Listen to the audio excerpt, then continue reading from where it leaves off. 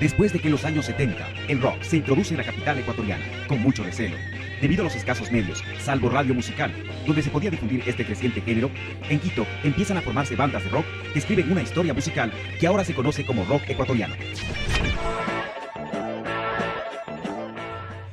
Las primeras partituras rockeras no eran más que la interpretación de temas famosos del rock, canciones de Black Sabbath y otros de grupos referentes del rock como Iron Maiden, Metallica, Judas Priest, Ángeles del Infierno o Barón Rojo.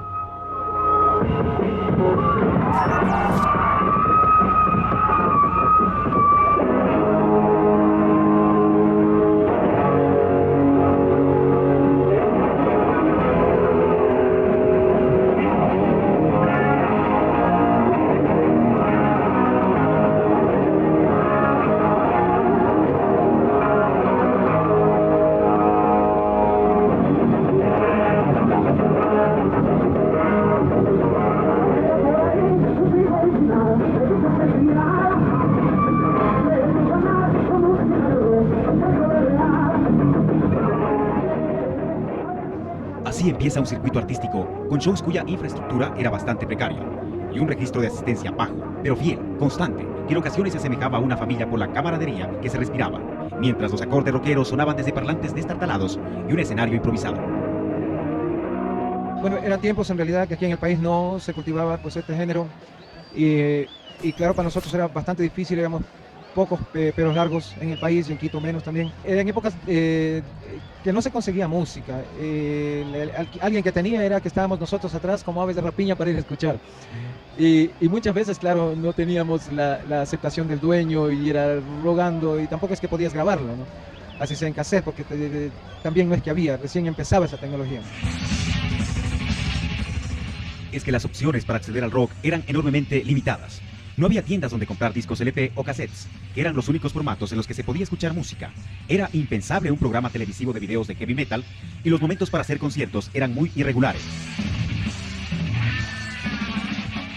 Por eso, los primeros indicios de rock hecho en Quito sucedían básicamente en las kermeses de los colegios, muchos de estos contradictoriamente religiosos. Formé parte del grupo del colegio de San Gabriel donde nosotros estábamos. Y si bien no era rock, entonces lo que se hacía, pero así fue como fui cultivando el gusto por la música más que nada, ¿ya? Y llegamos a tocar alguna cosa, me acuerdo que era Get Ready, que ya era pero durísimo, en relación al tipo de música que se hacía en ese entonces, ¿no? Sí, se organizaba una fiesta de los amigos, había que tocar. Y muchas veces no éramos ni invitados, sino que forzábamos nuestra tocada, forzábamos nuestra presentación. Entonces, eso es la forma que un adolescente comienza a coger cancha. Año 1983. Y en el colegio yo había fundado un club llamado Spellman Transmisiones, en el que en los recreos creamos lo que con el tiempo se convertiría los primeros proyectos de radios colegiales. Y obviamente poníamos heavy metal, poníamos rock. Imagínate un colegio de curas, ¿no? Entonces aprendimos lo que era la represión y la irracionalidad religiosa desde el colegio, lastimosamente. Así, grupos como Tarkus, Narcosis, Metamorfosis o Mozzarella ya estaban instalados en el imaginario de los rockeros quiteños en los años 80. De estos, Mozzarella logró uno de los primeros hitos históricos para el rock en Ecuador, la grabación de In Vitro, su primer trabajo discográfico, que se convirtió en el primer disco larga duración grabado por una banda de rock en Quito, que llegó a vender más de 5.000 copias en todo el país.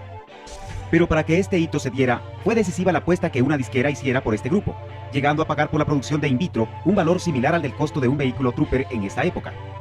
Como ni los medios tenían la música, imagínate lo que hubiera sido que nos apoyen con un disco que nosotros les llevábamos para que prácticamente lo conozcan. Entonces, aparte de la radio musical, que era el total apoyo, ¿no? Es, digamos, la excepción que confirma la regla, no había apoyo de ninguna naturaleza a los inicios. Después ya se fundó la radio Pichincha, la Hot 106, que también entró en un ambiente rockero, pero coincidió con el inicio también de nuestro enemigo público número uno, que era la música disco. Esa fue una batalla sin cuartel, no solo aquí en el Ecuador, sino en todo el mundo. La música disco copó las discotecas, se hizo popular, porque antes se hablaba de pop. El pop es popular, ¿no? Otro momento clave que inicia con regularidad en esta década es el concierto de la Concha Acústica de la Villa Flora, que nace por la necesidad de establecer un espacio en el cual el rock pueda desenvolverse solo, conformándose en un escenario del que han salido importantes bandas del rock ecuatoriano. Todo estaba lleno de mierda en la Concha Acústica. Estaba pintado, unas cosas bien raras. Nosotros, o sea, la primera vez que hicimos, o sea, dijeron, ¿cómo eso ni se utiliza? O sea, ni bola de... Ahí tocó Luna Llena, ¿te acuerdas?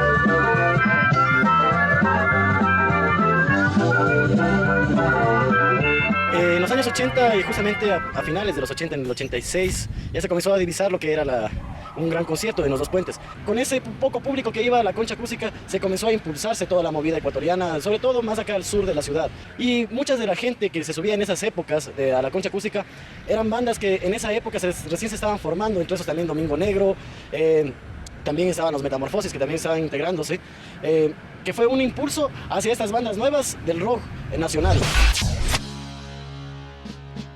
La década de los 90 marca nuevas pautas para el rock en Quito. Por un lado, la capital tiene un tibio ingreso al circuito mundial de conciertos con la destacada visita de dos grandes del rock internacional, Bon Jovi en 1995 y The Flipper en 1996, lo cual habla de una condición cuantitativa considerable, es decir, un aumento del público seguidor del rock.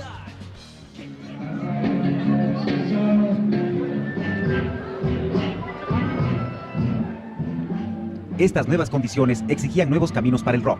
Por eso, las bandas empiezan a sentir lo improductivo que será para su futuro tener un nutrido repertorio lleno de covers, y la necesidad de crear un rock inédito, propio, empieza a invadir a los grupos de rock capitalinos.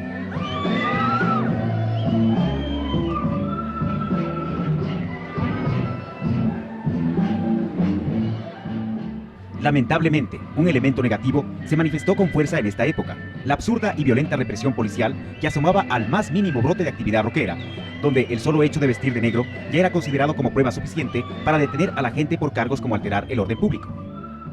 Con el pelo de hippie, ni mucho menos. Nosotros no inventamos tampoco el consumo de drogadicción, el consumo de cocaína, marihuana. Nosotros no hemos inventado la música rockera que en ocasiones enturbia la mente de los jóvenes. Y nosotros hemos inventado tampoco el alcohol industrializado. Así que ese es un proceso cultural que tiene que ser desterrado en nuestro país. Desterrado en nuestro país. Desterrado en nuestro país.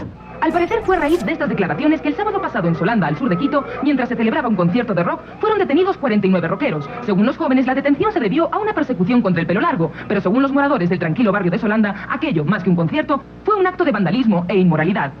Eso no fue un festival rockero. Yo no entiendo qué baile eso era. Golpearse entre ellos. Yo hasta donde vi, sí hubo alcohol. Comenzaban incluso a bailar desnudos. ¿Qué es quitarse la camiseta y sentirse al fútbol del mundo?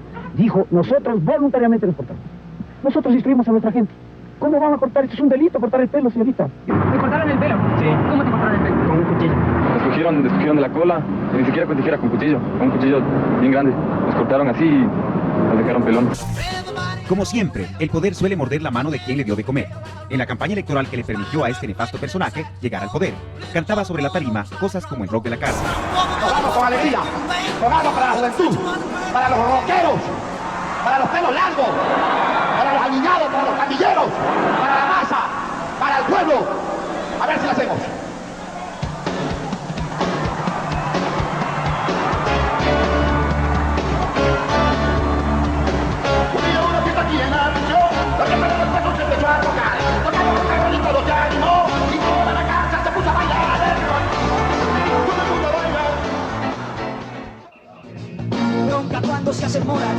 La represión tomaba caracteres cada vez más fuertes, hasta que el movimiento se une en contra de los vejámenes y se monta la primera semana del rock, cuyo eslogan fue "Es mejor llevar el pelo largo que la libertad con picador", tomada de la canción Bronca de los argentinos Pedro y Pablo. A Julio Jaramillo por cantar tomado en las cantinas e incitar al pueblo ecuatoriano al alcohol del crimen pasional. A Jesús de Nazaret de nuevo, por si acaso vuelve a resucitar con su subversiva ideología del amaos los unos a los otros. Hoguera también a los poetas decapitados ecuatorianos de los años 20 por querer embarcar sin partir sin rumbo cierto. Nos pueden cortar el pelo, nos pueden hacer comer hasta mierda, discúlpame las malas palabras, pero no nos pueden hacer cambiar nuestros ideales. ¿Por qué nos unimos? Hagamos música, hagamos conciertos y vamos, sigamos adelante.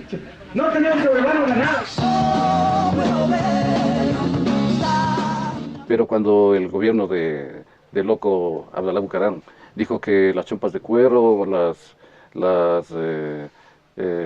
motocicletas incluso, y la música rock no habían sido cosas que habían nacido aquí, por tanto eran símbolos de la delincuencia. Ya, él se lanzó contra ello, pero no solo él, contra ellos, contra él ya hicimos una manifestación pública, ya formando parte, cuando vimos la necesidad de organizarnos, formando parte del movimiento pro libertad artística y juvenil, a partir del 94-96. Paralelamente, el rock inédito seguía con su proceso. Lo que nos conseguimos fue guitarras de palo, tapas de oro, casitas de 12 a cajones. Lo primero que nos compramos fue un pedal de bombo de esos de de esas baterías chiquititas, entonces pudimos comprarlos un terabyte. Entonces, las bandas rebuscaban en sus ahorros para grabar sus canciones y aparecen discos compilatorios que ahora son todo documento histórico, como el cassette Historia del Rock Ecuatoriano, volumen 1, Ecuador Subterráneo 1, editado en 1997, o La Zona del Metal 1 en 1998. Cuando Mortal Decisión empezó, nosotros no teníamos la infraestructura. Es más, muy pocas bandas tenían infraestructura en ese entonces. Entonces, nosotros aprendimos a tocar la guitarra y aprendimos a tocar la batería siempre con guitarras de palo y con los cartones. Así se dieron las cosas, guardando poco a poco. Bueno, básicamente lo que pasa, nosotros teníamos en ese entonces solo full demos. Habíamos sacado 2 demos que eran el No hay quórum y el Vota por mí. Esos 2 teníamos en ese entonces. Entonces decidimos grabar las canciones que más nos gustaban en un estudio ya profesional. Entonces justamente por esas épocas nos encontramos con el José Luis. Entonces el José Luis justo estaba en este proyecto. Le mandamos el trabajo, esas 6 canciones que las grabábamos recién en el estudio. Entonces le pareció bacana la idea de coger y meterle ahí en el Ecuador. O sea, fue un poco coincidencia, pero se dio. Pero además de estos discos compilados, 1998 se destacó por ser un año pródigo en lanzamientos de producciones locales y nacionales.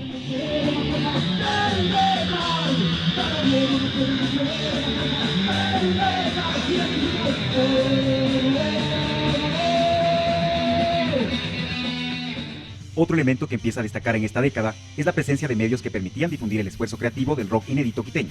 Y entran en acción programas como Archivos, Prohibido Prohibir, Estruendosis, La Zona del Metal, Romper Falsos Mitos, Historias del Lado Oculto y la destacada labor de la extinta Radio Impacto, que dedicó su programación a espacios para el rock. Con orgullo puedo decir que La Zona del Metal era un segmento de mi programa Estruendosis, y a Hugo Beltrán, que en paz descanse, le recibí con mucho cariño. Él pudo hacer su espacio, luego se separó de Estruendosis, ya tenía La Zona del Metal como programa independiente, luego me tocaba a mí con Estruendosis, y también estuvo José Luis Terán.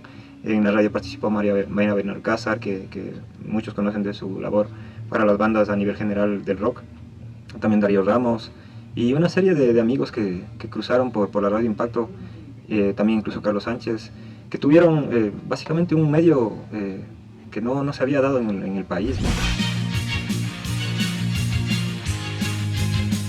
La prensa escrita dedicada al rock aparece en formato de fanzines, como Contaminación Sign o Flagrum Sign, especializados en géneros extremos que posteriormente dieron paso a publicaciones como Acero Magazine y Traffic.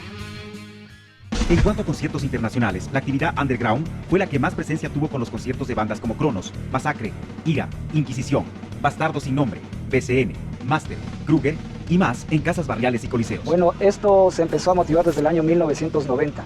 La idea principal era de dar a conocer bandas que por los medios no eran muy difundidos, especialmente medios radiales, estilos musicales bastante alejados al heavy tradicional, al heavy convencional, que en ese tiempo estaba, bueno, dominado incluso por gente del sur del cielo. Nosotros pretendíamos dar a conocer un tipo diferente de sonido que se estaba gestando a nivel mundial, como era el caso del death metal, a finales de los 90 también el grindcore, y estábamos muy interesados en hacer que esas agrupaciones se conozcan por medio primero de un fanzine que fue publicado en el año 1990, llamado Contaminación. El punto negativo de esta década fue la sectorización del rock en sur y norte, fenómeno que venido de los años 80 se acentuó en esta década más allá del tema social que supuestamente marcaba esta diferenciación. Ahora, esta se marcaba también en los géneros que se practicaban en estas zonas. Al sur, los amantes de géneros puros como el heavy metal, y al norte, los géneros de fusión, lo cual hacían impensable que bandas del un lado fueran a presentarse en el otro. Hay un cambio total, sobre todo aquí en Quito.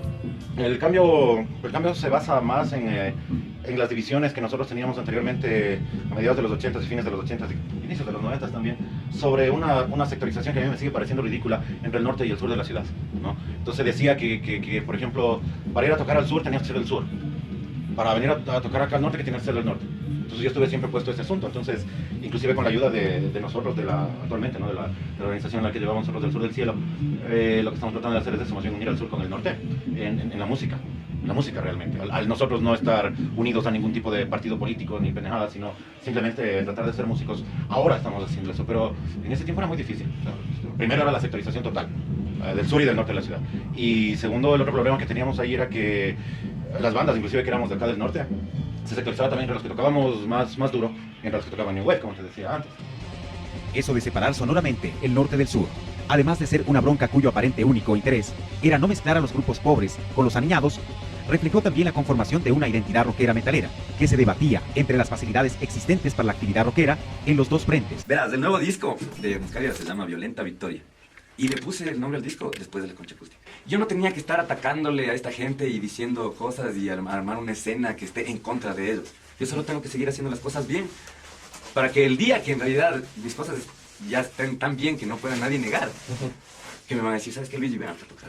Marcó más territorio en lo que es el sur, precisamente en los sectores a veces con menos capacidad económica, donde ha habido más problemas sociales, en sectores de la ciudad más marginales, y ahí es donde ha acabado de pronto un poco más la ortodoxia rockera, ¿no? O sea, ese sentimiento de barrio que a veces tuvo el rock hasta los años 80, 90, pero que tiene que ver también con una ortodoxia, una cuestión de pronto que se ha quedado en la evolución de los estilos musicales y que están relacionados con los estilos más antiguos. En cambio, aquí en el norte siempre ha habido como una visión, o no visión, pero por lo menos había una tendencia a hacer música un poco más relacionada con lo que pasa actualmente, o sea, con un poco más de visión internacional, de influencias también mediáticas, ¿por qué no decirlo? Y eso ha marcado también otro tipo de diferencias, pero de todas maneras, como podemos ver, el rock actual aquí en Quito está marcado por las diferencias del rock más antiguo, como los estilos relacionados con el heavy metal, pero que tiene una logística mucho más fuerte, tienen una organización más marcada, tienen bandas que tienen mucha trayectoria y que han conseguido espacios mejor desarrollados dentro de la ciudad. En cambio, que los problemas de aquí en el norte a veces pasan por el tamiz precisamente de la cuestión mediática, de las modas y cosas así, que no garantizan precisamente una evolución coherente con que un artista busca con el público, y eso a veces trae problemas también. Entonces podríamos decir que en el norte de pronto hay más novelería y cosas así, pero yo siempre tiendo a pensar positivamente con respecto al trabajo del músico, que realmente si es que está serio en su cuestión, no va a tener ningún problema en ninguna parte, y va a tener aceptación y gente que le siga en cualquier parte de la ciudad, en cualquier parte del país. Nosotros veíamos que no había opciones para los rockeros del sur de Quito, no había opciones para el heavy metal, que en ese tiempo se instauró dentro de la escena rockera sureña, porque ya nos empezaban a contar la realidad de una sociedad en decadencia, y lo que nosotros proponíamos es un cambio hacia ese sistema que estaba establecido.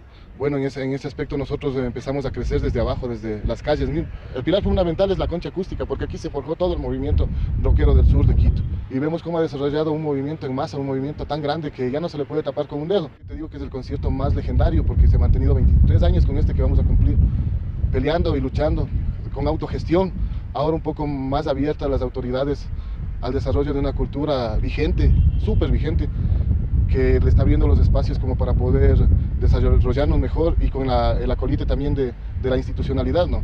Que 3 años atrás, 4 años no lo teníamos que pelearnos contra las autoridades, teníamos que dejar en claro que nosotros estamos haciendo cultura y no robando ni... Bueno, la de los estereotipos de siempre. Desde la Concha Acústica de la Visaflora, con el compromiso igual.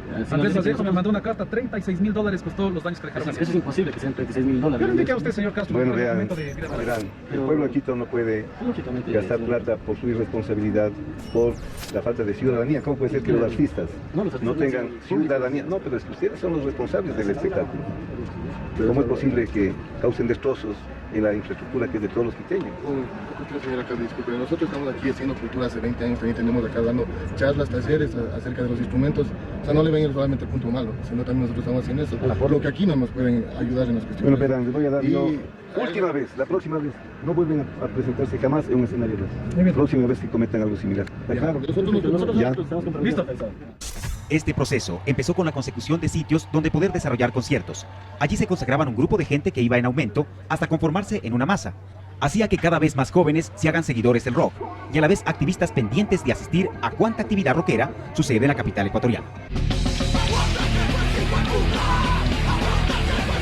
La década de los 90 cierra con un aporte novedoso, la hibridación sonora del rock con otros elementos sonoros. Cerrando la década de los 90, 3 grandes conciertos marcaron la pauta para el heavy metal en Quito y en Ecuador. El Rock Sin Fronteras 1, con Kraken como cabeza de cartel, y el Rock Sin Fronteras 2, que llenó el ágora de la Casa de la Cultura únicamente con grupos nacionales que destacaron en esta década. Y un tercer concierto con Transmetal de México, donde se corrió la voz del primer hito internacional del heavy metal en español en Quito, el concierto de Ángeles del Infierno en el Coliseo Rumiñahui. Soy Robert de Ángeles del Infierno, un saludo súper fuerte para la organización. Gracias. Los conciertos ya, nosotros tuvimos que irnos por la parte no de lo comercial, sino más bien de la autogestión en financiamiento, para tratar de levantar nuestras ideas, para tratar de ver lo que todos queríamos ver, para hacer los conciertos de heavy metal, para hacer los conciertos de rock puro.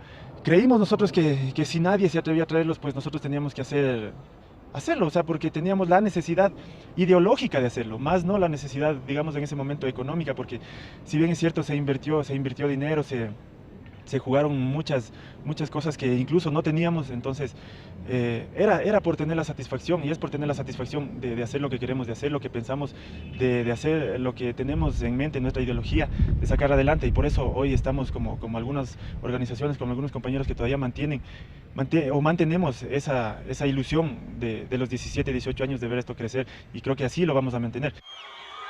La nueva década encontró a un movimiento rockero con un completo sistema que le permitía hacer una producción independiente, con programas de radio al aire, conciertos regulares en el que los grupos presentaban sus propuestas y una autoproducción discográfica muy interesante. Con el proceso de producción independiente ya iniciado, el camino se hacía más fácil para el desarrollo del rock. Y la clave para que esto funcione era el casi milimétrico accionar de cada uno de sus actores, grupos creando y esforzándose por grabar su creación, programas de radio cuya prioridad en contenidos era el material discográfico del rock ecuatoriano y un constante consumo por parte del público rockero. Otro fenómeno que se dio en esta década fue la consolidación del rock fusión, con referentes como Sal y Mileto a la cabeza, seguidas de interesantes propuestas como las del Pulpo 3, etc., y eventos como la Semana del Rock, empiezan un intento por romper esta sectorización, juntando en un mismo escenario bandas de ambos sectores. La Semana del Rock inició como una propuesta nueva, no inició con el nombre de la Semana del Rock. Al Sur del Cielo propuso como Expo Cultural Rock, una de las expectativas, puesto que ya había un evento similar que se realizó un año anterior, gracias a Carlos Sánchez Montoya, quien lo llevó a cabo. Lastimosamente no se lo concretó a continuar esto. Al Sur del Cielo propuso hacer el Expo Cultural Rock, pero varias organizaciones propusieron que se llame otra vez la Semana del Rock. Tiene el objetivo principal de juntar a todas las nuevas bandas y también a las antiguas, solidificando el movimiento tanto del norte como del sur de la ciudad, con esa propuesta de que se vaya generando un rock nacional, es decir, que las bandas vayan a interpretar sus temas inéditos en este tipo de espacios. Aquí destaca el trabajo de grupos que ahora se han constituido en productoras. Al Sur del Cielo encabeza esta actividad, consiguiendo una serie de logros que se han convertido en elementos picos para el accionar del rock en Quito.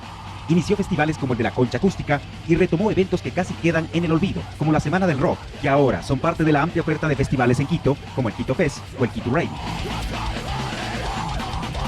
Otras productoras son El Sótano, pionera en traer a grupos extranjeros que dieron conciertos inolvidables para el público quiteño. De allí, productoras como Fábrica Rock, Show Factory, Alarma, responsables de traer a los más importantes grupos de rock al país, y también está la mega productora como Team, que ha traído a lo más selecto del rock internacional, a esas bandas que en algún momento parecían inalcanzables. Todo esto ha hecho de Quito una ventana del rock ecuatoriano, con grupos que cada vez editan más trabajos discográficos, bandas nuevas que avisoran un futuro sólido para el metal ecuatoriano y un circuito de constante actividad en conciertos. El rock en Quito y en todo el mundo es una identificación, es una forma de sentir la vida y gritar lo que en el fondo del alma el rockero quiere decir ante la realidad que debe afrontar. Y aunque también puede ser solo un colorido atuendo con camisetas negras, lo esencial del rock es saber que si pasaste del simple gusto musical a la identificación con el mensaje, hiciste del rock una parte de tu vida.